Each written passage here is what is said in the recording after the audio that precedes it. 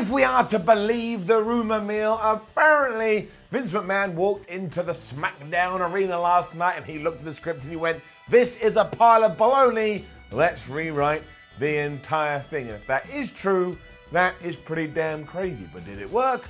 Or did it fail? The only way to find out is to go through last night's episode of SmackDown and give the good bits an up and give the bad bits a down. And thankfully you've tuned in to Ups and Downs with me, Simon Miller, here on WhatCulture Wrestling, where the finger of power can do just that. Look at it, steal my gaze.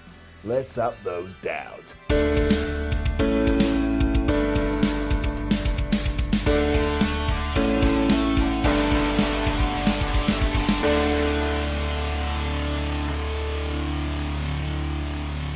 SmackDown began with Shane McMahon telling us via smartphone video that he was not going to be on the show this evening. You damn right, that's getting it up. Bit weird how he did it. Shane apparently thinks that you have to have the phone as close to your face as humanly possible because it looked like this. I'm just here to let you know I will not be at SmackDown Live this evening. That's right, I'm sorry. Still happy days, as the Fonz would say. He is still going to go to SummerSlam and he is still going to try and kick Kevin Owens' ass, which of course would mean that Kevin Owens has to quit, but it is Kevin Owens as to why he's skipping this evening, because Kevin Owens whooped his behind last week.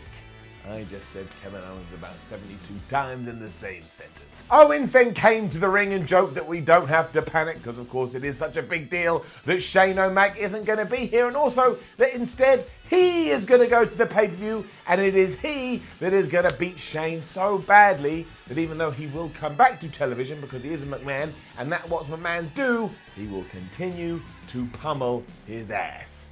Poor choice of words. Someone was always going to interrupt because it was a start of a WWE show, and that's just what wrestlers do. It just so happened to be Drew McIntyre, the man that seems to appear on WWE almost as much as Shane McMahon, and then they had a match. Straight away I was quite pumped though, because it was one of those pairings I don't recall seeing before, and isn't it just so easy that when you give me something fresh, it makes me feel all fresh in my pants. Poor choice of words, but Kevin Owens versus Drew McIntyre is getting it up. Why? Because not only did Kev win, but he won clean. I know that's no good for Drew McIntyre. In fact, I have no idea what the plan for Drewy Boy is right now, but we are doing this big push for Kevin Owens. And you know, if we've got to make sure he gets to the moon, the only way he can do that is by beating people like the Scottish Psychopath. Now, we do have to take this with a little bit of a pinch of salt, because it is WWE, and next week they can do 50-50 booking, where Drew McIntyre just beats KO, probably with the help of Shane McMahon.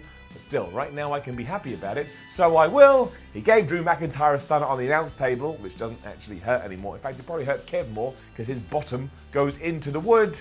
And he was back in the ring. He gave him another stunner. That was that. Kevin Owens wins. I have made a lot of sexual innuendos by accident already. This enjoyment ride continued as well, because I tell you, I quite liked the Dolph Ziggler promo. Not only did he quite rightfully say it doesn't matter what other wrestlers think about the fact he attacked Shawn Michaels. Apparently some of them are ashamed and horrified. What are you talking about? Shawn Michaels is considered one of the best wrestlers of all time, plus had a match last November. I don't really think it's that big a deal, but he topped it off by saying he ain't scared of The Miz either, because he ain't even the best wrestler in his house. Enjoyed that little quip. Although Ziggy Boy, once again, you threw shade at my dad Goldberg, and I gotta call you out for that, because if you do keep doing it, I'm gonna ring him on the phone. I'm gonna say, Bill, Pops, Father, my, whatever, love of my life. That's not the case what I'm talking about. Anyway, I'm gonna tell him to come after you and kick your ass, maybe on October the 4th, when Raw heads to Fox. Just saying. Also, in case you do like to tune in to Ups and Downs for news, which makes no sense, there is another rumour that all this Miz versus Dolph Ziggler at SummerSlam is a ruse, and it's all going to change on Monday. So we'll see. Oh yeah, Dolph is also going to beat Finn Balor later. They're having a match. That's why he was having an interview in the first place. Bayley and Ember Moon also had a chat, with Bayley being all like, don't you do what you did to me last week, you little ragamuffin, you little scamp, because we've got a tag team match. And then Aleister Black was back in his dark room asking someone to give him a fight. Now, Aleister, I like you.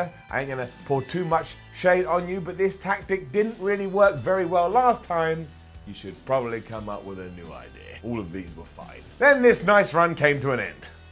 Down. It was Alexa Bliss and Nikki Cross taking on the team of Ember Moon and Bayley, and straight away my mind exploded because at no point during this episode of SmackDown did we get Mandy Rose and Sonya Deville taking on the Iconics. And last week Mandy Rose told me in no uncertain terms that they were going to get a tag team title match this week, and if they won that tag team title match the following week they were going to get a tag team title match. Are you trying to tell me that was gibberish? Either way, what is going on? Because not only did that bout not feature at all, it wasn't even mentioned. And as we've said time and time here again on Ups and Downs, continuity is really important.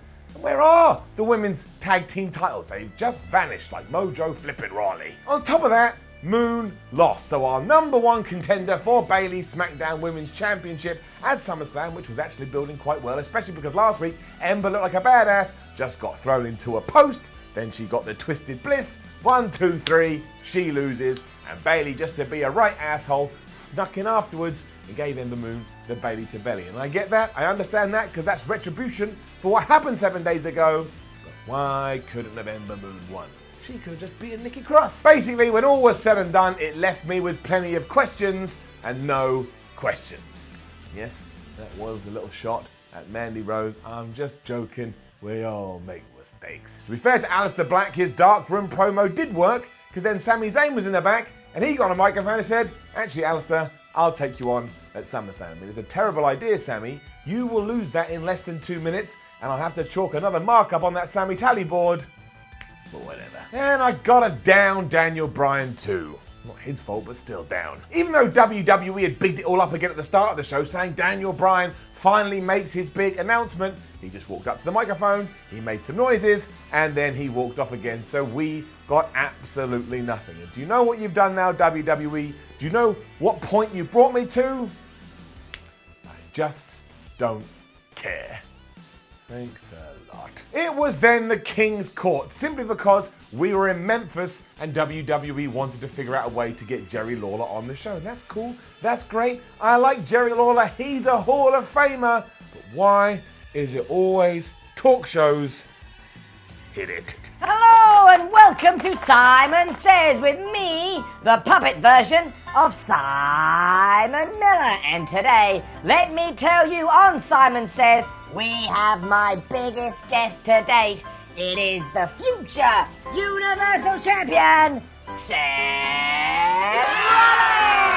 Rollins! You are not Seth Rollins. I know, right? You told me to try and get Seth Rollins, and I tried, but I couldn't get him. He won't even take me on in a match. How am I going to get him on your talk show? Get me Seth Rollins! What is going on here on this show? Anyway, despite all my reservations towards talk shows, this still gets it up. The short version, because why not? His guest was Trish Stratus, and she was coming out to have a little chat with the King, but that pissed off Charlotte Flair, because as Charlotte rightfully pointed out, how can you have the King's Court without a queen? Anyway, her calendar is free, her time is free at SummerSlam, and she challenged Trish Stratus to a match, and Trish Stratus said, you better believe it, I will take you on. So it is Charlotte versus Trish at SummerSlam. That is cool. I know there are holes you can pick at this about current roster and that we keep going back to legends, but I think the second biggest pay-per-view for the year for WWE needs a little bit of nostalgia. It needs something you can go, oh, that sounds quite intriguing, and that's what this is. I also liked how Flair's big thing was basically, you can't come back for a fight because you've got kids now and you're a mum. You know how many people that would take out of the game, Charlotte Flair? Still, thumbs up. As I did say on that there Twitter though, there is no way that Trish Stratus is going to come back to WWE TV, and I'm not going to read out her entrance theme lyrics because they are flipping weird. Ready for this? Because this is legit, this is real. Whoa, it's time to rock and roll. Whoa, this time I'm in control. Whoa, right now I own the streets. I got the keys to the city. That's because I get down. Sometimes I wonder how I made it far with all these people hating on me. Y'all know who you are. Take a chance and try and come up in this game being a star. Now I own the keys to a brand new fancy car. It's my turn to burn, don't tell Seth Rollins, and now I'm here to rub it in your face. When will you learn? I'm the queen. Oh my gosh, foreshadowing. And I'll put you in your place. They don't make no sense, especially when you're about to go into a wrestling fight. What the flip happened to the lights? Why are you back? You've already terrified the crap out of everyone. Sing it. I'm not gonna sing. Alright, fine. What's going on? Whoa, it's time to rock and roll. This time I'm in control. Whoa, it's time to rock and roll. Anyway, then the OC met in the back. They're all excited. And later on, AJ Styles is gonna whip Kofi Kingston's ass. Good luck. It was Firefly Funhouse time after this, and everybody was all annoyed because they didn't have one on Raw yesterday. You reacted too quickly, give it up. This episode was hosted by Ramblin' Rabbit, who made it very clear that he loved Finn Balor and that he's a giant fan. In fact, he feels quite affectionate towards him. Unfortunately, the Fiend doesn't, and that's where all these issues have come into play. Bray then showed up, which meant Ramblin' Rabbit just legged it out of there, and he told Finn Balor to let him in. I tell you, these are really good, these are originally original, these are really novel, and it feels like something I've never seen before on WWE TV, and I am more than happy with that. We also got the news after this that Seth Rollins has told WWE he doesn't want any of his medical conditions coming out there in public. Doesn't make any sense. If this was a real sport, they would be out there before he'd even made that statement. But hey, in the world of kayfabe, Seth Rollins, I hope you're doing okay. All that stuff with the Firefly Funhouse then tied into Dolph Ziggler versus Finn Balor. That is getting enough as well. There was barely a match here, but at one point the lights started to flicker, and you should have seen the reaction in the crowd. They were so excited because they knew what was about to happen, and they were correct. When we were entrenched in darkness, we did see Bray Wyatt. We saw the Fiend just staring at us with a terrified look, and while he didn't do anything here, it did cause a distraction. Dolph Ziggler super kicked Finn Balor, and he got the victory. But I tell you, if we're going to start doing distraction finishes like that, I am A-OK with it. It was cool. I mean, right now, I know kids that can't even watch this stuff because they're too freaked out by it. And I guess there's an argument within that if WWE has gone off the wrong path. But of course they haven't. It's just different. And it's like I say, it's just stuff we don't ever see before. It gets me really excited. It gets me so excited, I run out of words to say. It's just shareable too. 2019 loves shareable content. I also got a kick out of Mustafa Ali versus Shinsuke Nakamura in a non-IC title match. I know that Smackville has kind of ruined it, kind of put a spanner in the works, but needs must, and I don't think we were meant to take Smackville that seriously. Give it up. Just another back and forth which allowed Ali to get the win over Nakamura so that he can challenge for the Intercontinental Championship at SummerSlam. And I know it was a roll-up out of nowhere, which WWE loves to do, but hey, look, it was better than most of them because Shinsuke kept going for the Kinshasa. In fact, he went for it 3 times and he kept missing. And this kind of just makes more sense because you did have to give Ali something so that he had justification to go after the gold. What can I say? Sometimes it just works and sometimes it just doesn't work. Like a clock. Of course, this will likely be on the pre-show and then I'll have a meltdown and regret my words. There was then a really, really good video package building up Randy Orton versus Kofi Kingston, although within this, we were focusing on the Viper. And he just talked about everything from 10 years ago, how he thinks Kofi Kingston is stupid, and how he's never had to work for anything, because as soon as he became a professional wrestler, just being Randy Orton was enough. When WWE get these right, they absolutely rock, and somehow, I don't know what's going on in my brain, even though Randy Orton did come across like a massive dick, I was like, I want Orton to win the WWE Championship. You tell me. The New Day then cut a promo after this, but it was mostly Kofi Kingston focusing on his match, which is coming up next, which is Kofi Kingston versus AJ Styles. So he had all the usual stick. The New Day were happy. He had pancakes stuffed into his jeans, because why the hell wouldn't he? And then, yeah, they just went out there to have their match. It was AJ Styles versus Kofi Kingston. While it was very, very, very enjoyable and very, very, very entertaining, Simon the Nerd / Mark Fanboy Miller came out, and this one I'm giving it a down. Now the finish was absolutely brilliant. In fact, I'd call it majestic. As AJ Styles was going for the phenomenal forearm, Kofi Kingston jumped up that mat and he troubled in paradise AJ right in the head. And no matter what angle you watch it from, no matter slow motion, fast motion, mid motion, it just looked great from every single point of view, and of course that did get Kofi the win. In fact, this is off the cuff, this ain't in my script, but now I'm remembering it. It was so good, give that one thing an up. Go see it. However, why on earth did we book this match to begin with? Why did we take the leader of a brand new organization, a brand new group in WWE, and just go, let's put him against this guy, and he can lose. How does that make the OC look any more terrifying or any more threatening than they were? Right now, they just need to be getting all the momentum in the world and beating every challenge put on front of them, even if it's by cheating. But they absolutely should not lose. And this gets even more convoluted and it gets even more confusing because one, as already mentioned, Vince McMahon changed this show at the last minute, so there was no need to do it. And two, at one point, it was meant to be the OC as an entity against the New Day as an entity. And that probably would have made more sense because then you could have had some shenanigans. Where were my shenanigans? Just the one point we needed shenanigans and we didn't get shenanigans, hashtag shenanigans. I do want to re-stress for the comments that yes, as a one-on-one bout, this did rock. Just irked me. Sometimes things irked me. I didn't need to see AJ Styles lose. I didn't need to see Kofi Kingston lose. So let's put them in a match where one of them has to lose. I won't lie though, because of course I wouldn't. What would be the point? Unless we're going to introduce like a lie up or a lie down, but that would just convolute and confuse the process. But getting off track. Point is, the last thing we saw on Raw, the main event angle, if you will, has been taking the mick a lot of online. I enjoyed it. So let's get it up. But as Roman Reigns was about to have an interview where he was going to announce who his opponent was going to be at SummerSlam, the backstage set fell on poor Roman and crushed him, or at least that's what I think was meant to happen. It was more funny than it was scary because the backstage set fell. It looked like, oh no, Reigns has been crushed, and then he just got up and he just brushed himself off and he was like, I'm okay. And these really like crazy medical professionals like, Roman, we need to help you. And Roman was like, no, you don't. Look, I'm stood here. Clearly, I'm okay. The reason I'm for it, though, is the same reason I was for Steve Austin getting run down by a car in the Attitude Era. It's a mystery, people, and I enjoy a good old-fashioned mystery. I mean, I'm sure it'll turn out that it was Samoa Joe, because even though Roman Reigns beat Samoa Joe on Raw or SmackDown, whatever it was a couple of weeks ago, that does seem to be the SummerSlam program, but at least I can speculate and I can think about it over the next few days, and it does give me a reason to tune into Raw or to tune into SmackDown to find out who done it.